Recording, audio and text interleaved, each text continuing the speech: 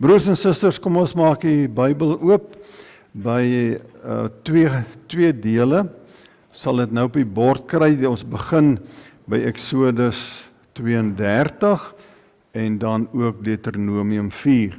Die reeks waarmee ek besig is, die reeks oor geloof, gaan uit Exodus en Deuteronomium, die stryd wat die Israeliete gehad het om te glo in die woestyn. Ten spyte van al die dinge wat die Here gedoen het, het hulle so gesukkel om te glo. So ons is mos nou maar nie anders nie. En daarom kyk ons na die twee dele vanoggend. Maar kom ons bid net eers saam.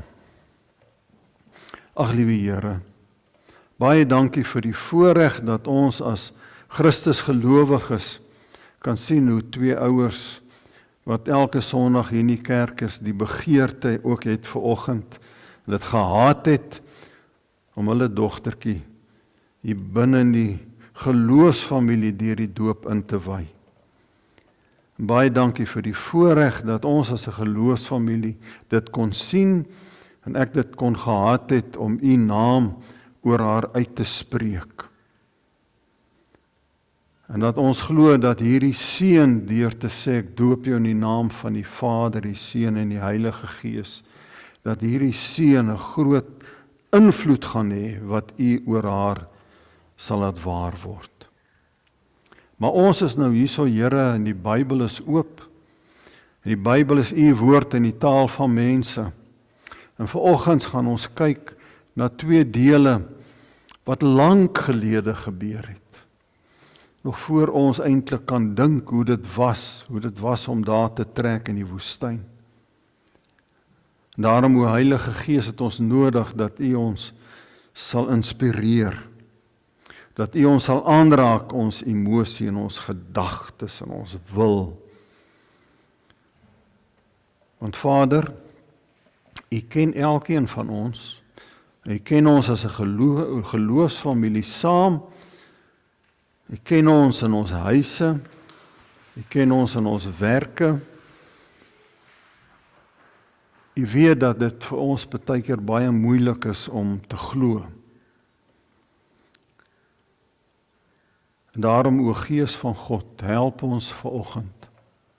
Druk soos 'n kopspeld se punt op daardie plekke waar ons geloof moet leer. Leer vir ons die geloofswaarhede wat ons nog nie ken nie. Daarom dat ons kan sê, dankie o Heilige Gees, dat u deur die woord met ons praat.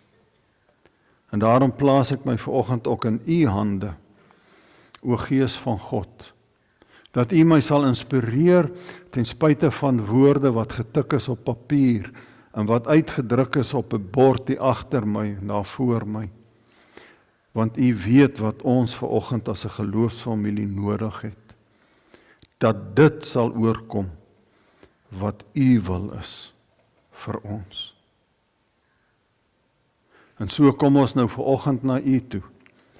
As ons bid, so Samuel vir Eli vir Samuel gesê het, praat met my Here, ek luister.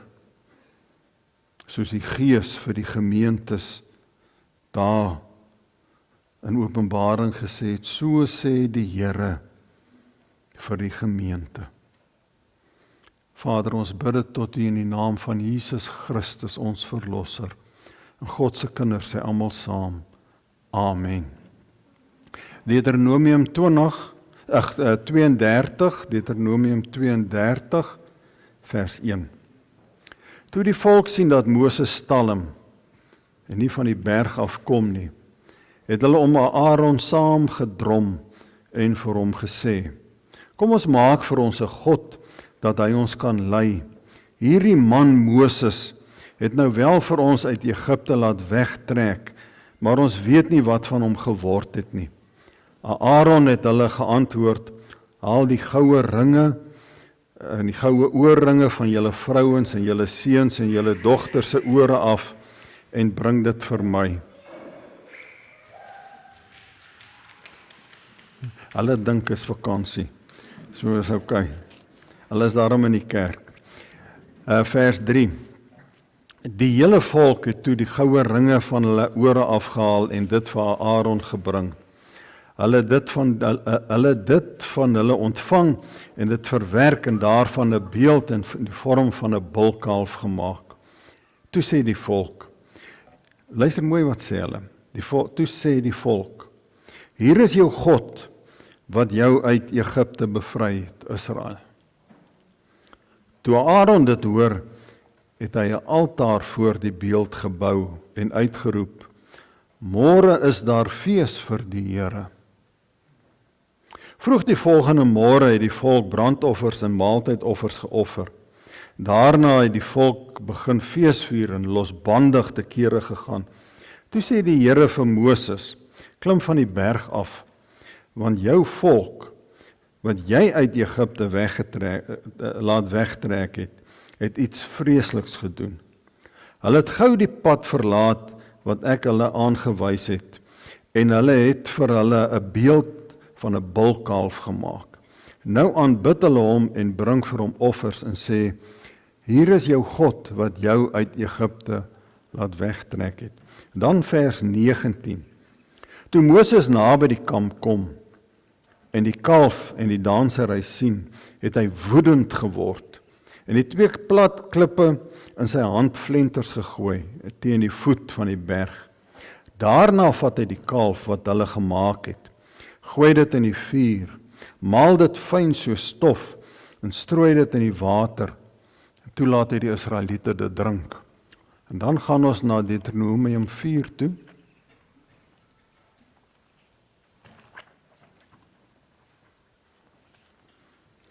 Vers 15. Pas op, die lewe is vir julle op die spel. Die Here self het met julle op Horeb uit vuur gepraat. Kyk nou wat staan daar. Hy sê, al het julle hom nie gesien nie. Dit is my aangrypend. Hy sluit baie, dit is belangrik vir ons preek. Hy sê, die Here het self met julle gepraat. Al het julle die dag niemand gesien nie. Moenie julle eie ondergang soek deur vir julle 'n afbeelding of 'n afgod te maak nie. En nou noem hy hulle so op, hy sê, nie van 'n man of 'n vrou, nie van enige dier, enige voël, enige iets wat op die aarde kruip, enige vis in die waters onder die aarde, vers 19, wanneer julle die hemelruim opkyk, die son, die maan, die sterre, hemelliggame, en dan, daar in die middel van vers 19, moet julle nie julle hoop op hulle vestig nie. Moet julle nie julle laat verlei om hulle te vereer en dien nie. Die Here het, julle God het hulle toegedien aan die volk op die aarde. Vir julle het die Here gevat en uit die smeltoond uit Egipte uitgelei om sy volk te wees, wat aan hom behoort, soos dit vandag die geval is. Die Here self het met julle uit Horeb gepraat, al het julle die dag niemand gesien. Oom Frik is 'n baie opregte man, vroom man. Oom Frik het daarvan gehou dat sy dinge reg is. Hy het gesê, 'n mens weet nooit wanneer die Here jou kom haal nie, en as die Here jou kom haal, moet die wat agterbly nie sukkel met die goed wat joune was nie. Hulle moet weet presies, alles is reg en alles is op sy plek. Oom Frik het daarvan gehou om 'n paar rand in sy beursie te hê, want het hy gesê, daar kan 'n dag kom wanneer 'n noodgeval is en dan moet 'n mens geld in jou beursie hê. Oom Frik het baie geld in sy beursie gehou, want die nood kon dalk groot gewees het. En toe eendag, toe sê sy dogter vir hom, Papa, dis baie veiliger om pappa se geld deur die internet te doen, as om dit heeldag in pa se beursie rond te dra. Hy het nie baie daarvan gehou nie, maar toe vat sy hom die een môre en sy gaan sit met hom by die rekenaar en sy leer hom van die internet bankdienste. En uiteindelik kon sy dit reg kry om hom so ver te kry om die betaalknoppie te druk, sodat sy geld geskuif kan word en betaal kon word. En toe hy dit doen, toe sit hy terug en hy vra, maar waar's my geld nou? Want hy sien nie geld op die rekenaar verskyn nie. Al wat hy sien is 'n bedrag wat verander. Iemand het my geld gesteel, het hy gesê. Nee pappa, niemand het pappa se geld gesteel nie. Pappa se geld is daar. Pappa sien dit nie. Maar pappa kan vertrou hierdie ding werk. Frik was baie bekommerd. Die hele dag het hy elke keer teruggegaan na die internetbankdienste, net om seker te maak dat daardie bedrag wat daar staan nie verander omdat iemand sy geld gevat het nie. Broer en suster, as 'n ding waarby jy jou hand nie kan sit nie, sê ons dikwels, ek kan dit nie vertrou nie, want ek kan dit nie sien nie. Maar soos met die internet, is dit ook dikwels met God. Dis daar, 'n mens hoef dit nie te sien, om te sê, dit werk nie. En God is presies dieselfde. Hy's daar, jy hoef hom nie te sien nie, hy werk, soos ons gelees het vanoggend. Die probleem is dat ons soek 'n God wat ons kan vertrou, omdat ons dit of hom wil sien, wil verstaan, wil gebruik op ons manier. Ons wil hom eintlik beheer. Dit is die tipe God, soos ons met ons geld gemaak het in die ou dae, wat ons nou sukkel met die internet en die bankdienste en die rekenaar. En daarom is ons besig met 'n reeks oor geloof. 'n Geloof in die God wat die onmoontlike moontlik maak. Die eerste preek verlede kwartaal het gegaan oor wat is geloof in die onmoontlike. En vanoggend wil ek preek oor hoe glo ek wanneer ek God nie kan sien nie. Hoe glo ek dat God sal sorg wanneer ek dinge wat ek nodig het nie kan sien nie. Hoe glo ek wanneer dinge nie sin maak nie? Hoe glo ek wanneer hy reeds wonderwerke in my lewe gedoen het, en sal hy daardie wonderwerke herhaal wat hy al reeds gedoen het, of het God een wonderwerk gedoen, nou is dit klaar, hy werk nie weer met my nie. As ons kyk na die gedeelte wat ons gelees het, hierdie eintlik drie gedeeltes, drie versies op verskillende plekke, die verhaal van die uittog, dan sien ons dat ons as mense soek iets waarin ons kan vashou. Ons soek iets wat ons wil gebruik, want dit gee vir ons sekuriteit. Ons sukkel om te glo as daar nie bewyse is, want ons sekuriteit lê in bewyse. As ons kyk na hierdie verhaal, hierdie konteks, dan lees ons Deuteronomium 32 vers 1, toe die volk sien dat Moses talm en nie van die berg afkom nie, het hulle na Aaron toe gegaan, toe sê hulle vir Aaron, maak vir ons 'n God, dat hy ons kan lei. Hierdie man Moses het nou wel uit Egipte uit vir ons laat wegtrek, maar ons weet nie wat van hom geword het nie. Ten spyte daarvan, dat hulle 'n geloofsgeskiedenis het, van die Here wat wonderwerke gedoen het. Ten spyte van die pla, wat die Here gedoen het. Van die Rietsee of die Rooisee wat oopgegaan het. Ten spyte van die kwartels en die manne wat die Here voorsien het in Refidim, wat die vorige laaste wonderwerk was, wat die Here vir hulle water gegee het, sit hulle nou 40 dae wat hulle nie 'n wonderwerk van die Here kry nie, asof die Here se stem dood is, en Moses is nie daar nie, en nou sê hulle, omdat Moses nie daar is nie, sal daar nie vir ons gesorg word nie. Hierdie man, hulle is interessant, hulle verwys na Moses as hierdie man. Hierdie man is weg. Nou het ons iets anders nodig. Ons het nou ons eie God nodig, asof Moses die God is wat hierdie goed gedoen het. Ons is nie eintlik veel anders nie. Soos hulle vir God misgekyk het en na Moses gekyk het, so kyk ons ook vir God in ons lewe mis en sien dikwels dinge raak waarop ons vertroue sit. Is dit nie so, dat ons vertroue heel dikwels sit op wanneer geld vir ons klop en wanneer geld vir ons sin maak, dat dit vir ons vrede gee nie. En broer en suster, ons gaan in 'n tyd nou in wat ons geloof nodig het, met die oorlog en die dinge daarbo, en die olie en al die goed, want alles gaan nou duurder gaan. Ons gaan nou geloof nodig hê om ons dankoffers by te dra. Hoe gaan ons leef? Ons gaan geloof nodig hê om te weet die Here voorsien. Om te weet dat my gesondheid van die Here afkom, en selfs as my gesondheid nie daar is nie, dat die Here nog steeds vir my voorsien.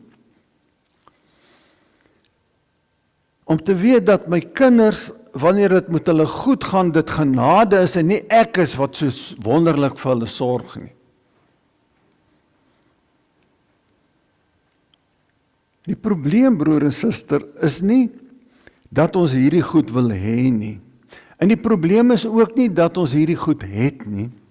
Dis goed om geld te hê, dis goed om 'n goeie huis te hê, dis goed om kinders te hê waarmee dit goed gaan en 'n goeie gesondheid te hê. Die vraag is, waarop fokus ons? Wat gee vir ons sekuriteit? Wat gee vir ons vrede en wat gee vir ons rustigheid? Vir jou dag, wat baie van julle nou al is, wat afgetree het, glo jy dat die Here nog môre sal voorsien? En dan sê die Here daar vir ons 'n belangrike deel in Spreuke. Hy sê, die naam van die Here is 'n sterk vesting. Die ryk man se vesting is nie die Here nie. Die regverdige se vesting is die Here. En daarom moet ons vesting by die Here wees. Want sien, die Here is daar. So die vraag is nie, het ons hierdie ander goed nie? Die Here gee dit vir ons uit genade uit. Die vraag is eerder, waarop bou ons en waarop beplan ons vir die toekoms, vir ons lewe? Is dit die vesting wat die Here is, of het hierdie goed ons vesting geword? Want dit was die probleem van die Israeliete. Hulle het die Here misgekyk en na Moses gekyk, en daarom al die ander goed op 'n stadium gemis. En daarom kom God na hulle toe en hy waarsku hulle. Hy sê, as jy so leef, dat jy die Here in jou lewe miskyk, dan moet jy onthou, dis baie gevaarlik. En julle moet onthou, sê God, sê die Here vir hulle, deur Moses in Deuteronomium 4, ons glo in 'n God wat onsigbaar is. En dit maak geloof moeiliker. Ons lees daar in Deuteronomium 4 vers 15. Hy sê, die Here het self met julle uit Doreb gepraat, al het julle die dag niemand gesien. En dan sê die Here verder, hy sê, moenie julle eie ondergang soek deur afgode te kry. En afgode kan enigiets anders wees, nie? In ons konteks, ons wat hier is, het nie 'n geskiedenis van beelde nie. Ons het 'n ander geskiedenis. Hy sê, moenie julle hoop op hulle vestig nie, en moet julle nie laat verlei deur hulle te vereer nie. Plaas julle hoop op God. Hy is die een, want die ironie van die goue kalf is dat hulle geweet het, die Here het hulle gelei.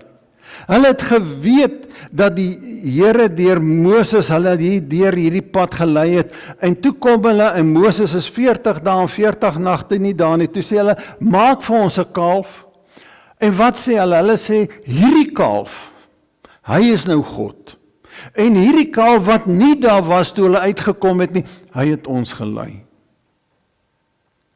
Hulle gee iets wat hulle eie skepping is, maak hulle 'n God, en dis wat ons ook doen. Dis hoekom dinge vir ons dikwels nie uitwerk nie. En God kom nou en hy sê vir hulle, wag 'n bietjie. Julle loop 'n gevaar. Want ek is magtiger en ek is groter as enige iets wat jy, kyk wat ek daar geskryf het. Enige iets wat jy beplan, wat jy kan uitdink, wat jy kan sien, wat jy kan beheer, wat jy voel, of wat jy aan kan raak. Kyk mooi na dit. Want dis die goed waarop ons hoop sit. Ons sit ons hoop op die goed wat ons kan beplan. Ons sit die goed op dit wat ons uitdink, wat ons kan beheer, wat ons voel, wat ons kan aanraak. En dis wat hulle wou doen. Dis wat hulle gedoen het. Toe God vir 40 dae op die berg met Moses gepraat het, en hulle vir 40 dae nie 'n wonderwerk gesien het nie. Hulle gesê, nou is daar nie meer iets wat ons kan sien en aan kan vat nie. Alles is weg. Sien, ons maak van God soos 'n selfoon-God of 'n rekenaar-God.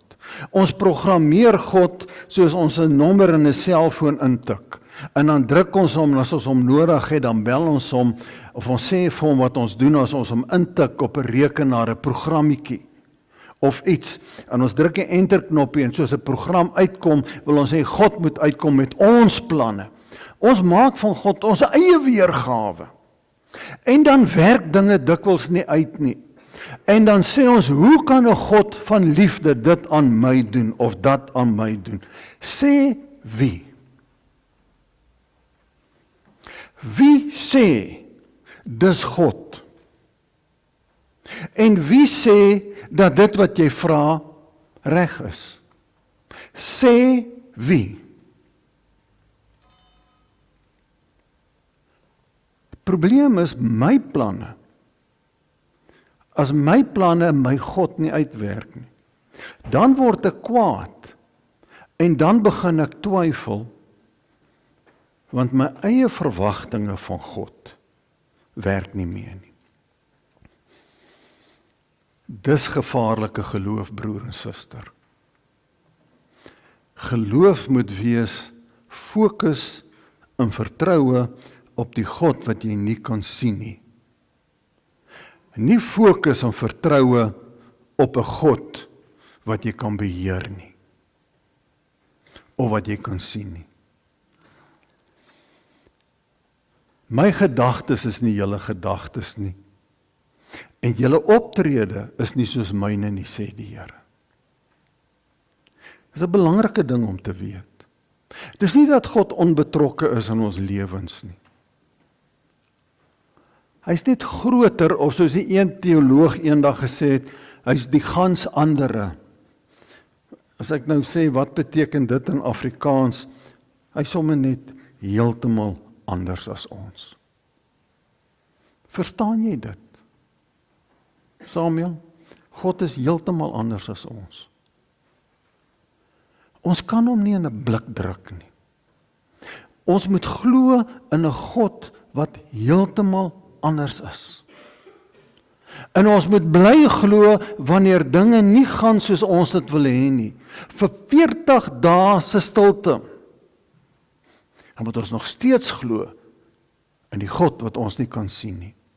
Want God help ons om los te kom van die dinge wat ons van hom af weghou. God wil ons harte in ons hande by hom hê.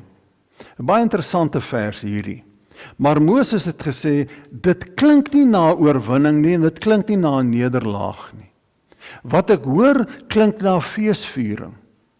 En toe Moses van die kamp, naby die kamp kom, het hy die dansery gesien, die kalf, en hy het kwaad geword. Toe vat hy die 2 kliptafels en hy gooi dit op die grond neer. Dit klink daarom asof Moses daarom nou lelik was met hierdie klomp mense. Broer en suster, dit is omdat die Here nie sy teenwoordigheid deel met iets anders nie.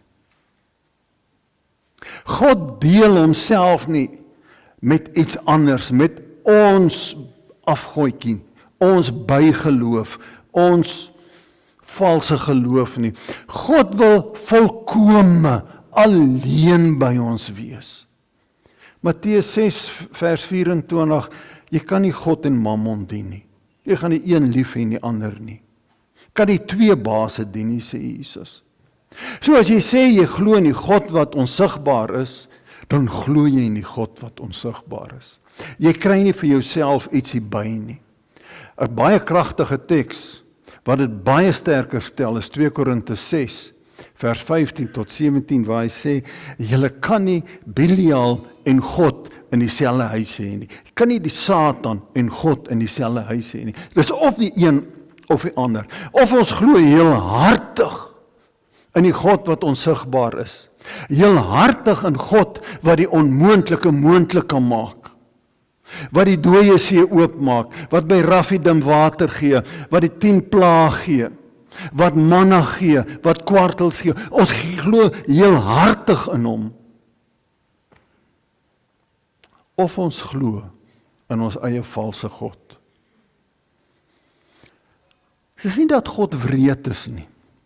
Dis nie dat God hard is met ons nie. Hy wil eintlik ons volle lewe, vir ons 'n lewe in volheid gee, sê Johannes 10 vers 10. Ek het gekom sodat julle kan lewe en 'n lewe in volheid kan hê.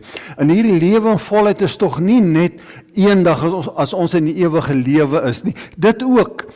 Maar God wil tog ook vir ons hier op aarde betekenisvolle lewe gee, 'n lewe wat ons sinvol kan leef, 'n lewe wat ons 'n verskil kan maak as Christus gelowiges, en vir mense self iets kan beteken. Maar dan moet ons heel hartig oorgegee wees aan God. En wanneer ons God nie werk nie, dan sê ons, Here, hoekom? Hoekom het U dit nou gedoen? Here, waarom juis nou? Hoekom nie? En die Here eintlik dikwels vir ons sê, is laat los nou 'n bietjie hierdie goed wat jy vashou, en wat jou keer om heel hartig oor te gee aan my. Gee net 'n bietjie skiet.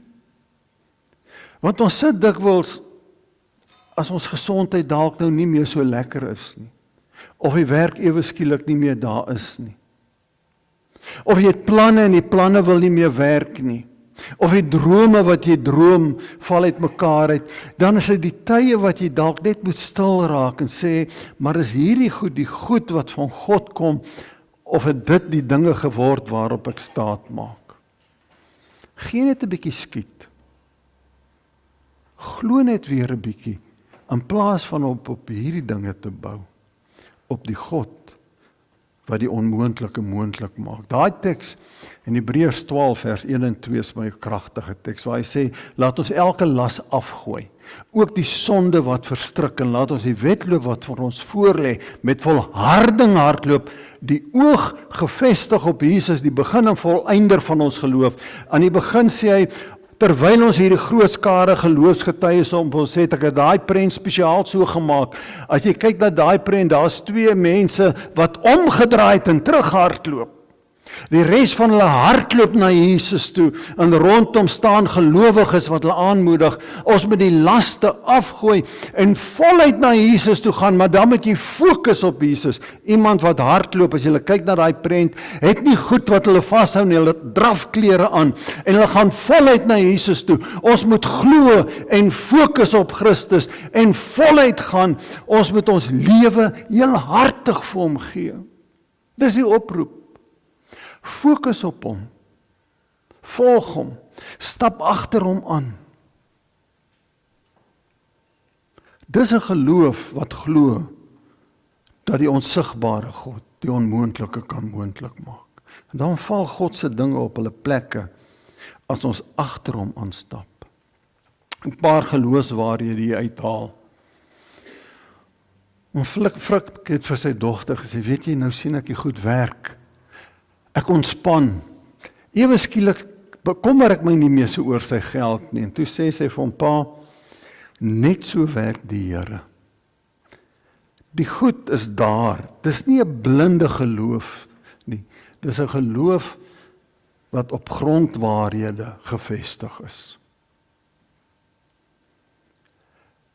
Omdat ek die Here ken, en omdat ek hom al in my lewe sien werk het, Daarom kan ek hom vertrou, al is hy onsigbaar. Ek vertrou hom, al sien ek en beheer ek hom nie. Ek vertrou hom. Die tweede geloofswaarheid. Hy is nie minder omdat ek hom nie kan sien nie.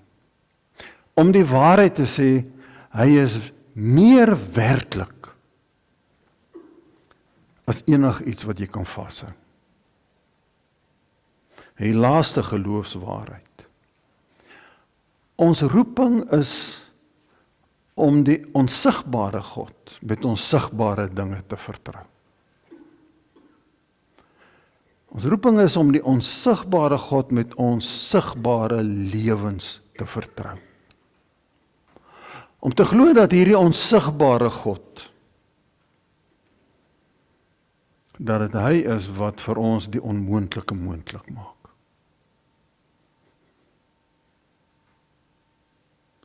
Dis die geloof in 'n God wat ek nie kan sien nie. Daar's geleentheid om net voor die Here te gaan en jou geloofslewe voor hom neer te lê en vir hom te vra, Here, gee my geloof om te glo dat U in my lewe die onmoontlike moontlik maak, al kan ek U nie sien nie. Amen.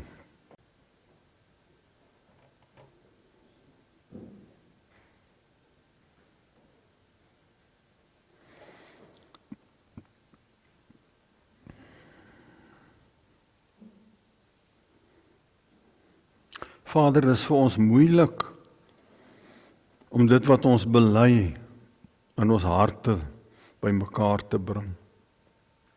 Het is moeilik om dit wat ons in ons verstand glo, sien is glo, om dit in ons geloofslewe tweede te sit.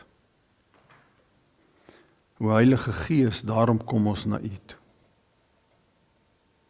Ons bely teenoor U dat ons so dikwels soos hierdie Israeliete is. Ons sien die groot dinge wat U in ons lewe doen. En dan kyk ons weer vir U mis.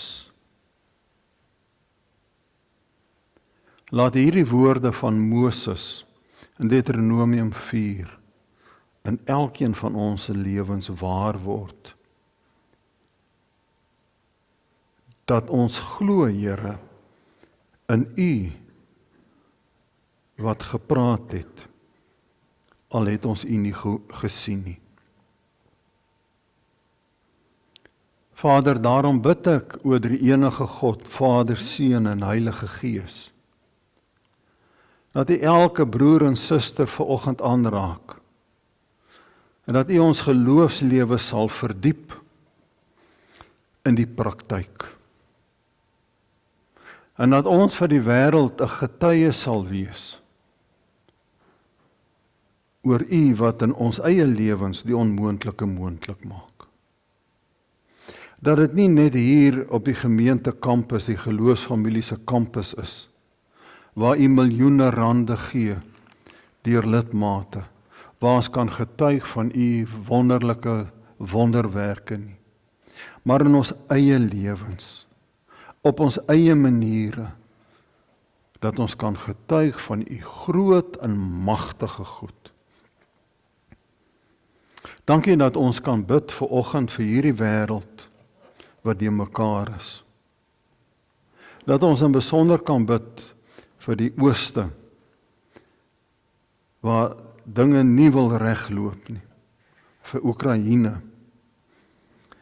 Ons wil vir U vra, o Heilige Gees, dat U wat die harte van ongelowiges ook kan aanraak. Dat U ook die mense wat so die oorlog aanhits en voer, sal aanraak. Nie net daai oorlog nie, want daar's op ander plekke ook oorlog, sodat daar vrede sal kom. Ons bid vir ons eie land, Vader, dat U vrede sal bring sodat ons die evangelie van Jesus kan uitdra na die wêreld toe. Dat mense sal weet dat U, o Here Jesus, die Here is. Maak vir ons as Lynnwood Rif geloofsfamilie 'n lig hier op die rif, sodat almal wat hier kom, U sal verheerlik. En almal wat ons sien van ver af, sal weet, o Here Jesus, dat U die verlosser is. Ek bid vanoggend vir my kollegas, vir Johan en ook vir Delien, bid vir die gemeenteraad, bid vir elke bediening. Ek tree vanoggend in vir elke lidmaat, wat bly is en ook hulle wat hartseer is. Vader, hou ons as 'n geloofsfamilie vas binne hierdie wêreld en gebruik ons ten spyte van tot eer van U heilige naam. Baie dankie vir U goedheid en U liefde en al U genade. Ons bid dit in die naam van Jesus Christus, die mooiste naam bo alle name. Jesus Christus, ons Here, ons Verlosser en ons Redder. En God se kinders sê almal saam. Amen. Broers en susters, Deuteronomium 4 vers 15, die Here self het met julle op Horeb gepraat. Al het julle die dag niemand gesien nie. Die Here self praat met elkeen van ons. Al sien ons hom nie, praat hy met ons. Hy's waar, hy's eg. Hy's daar. Ontvang die seën van die Here, gaan leef in sy vrede. Die Here sal jou seën en beskerm. Die Here sal tot jou redding verskyn en vir jou genade gee. Die Here sal jou vrede, sal jou gebede verhoor en vir jou vrede gee. In die naam van God die Vader, die Seun Jesus Christus ons Verlosser en God die Heilige Gees, van nou af en vir altyd. Ons sê almal saam, Amen.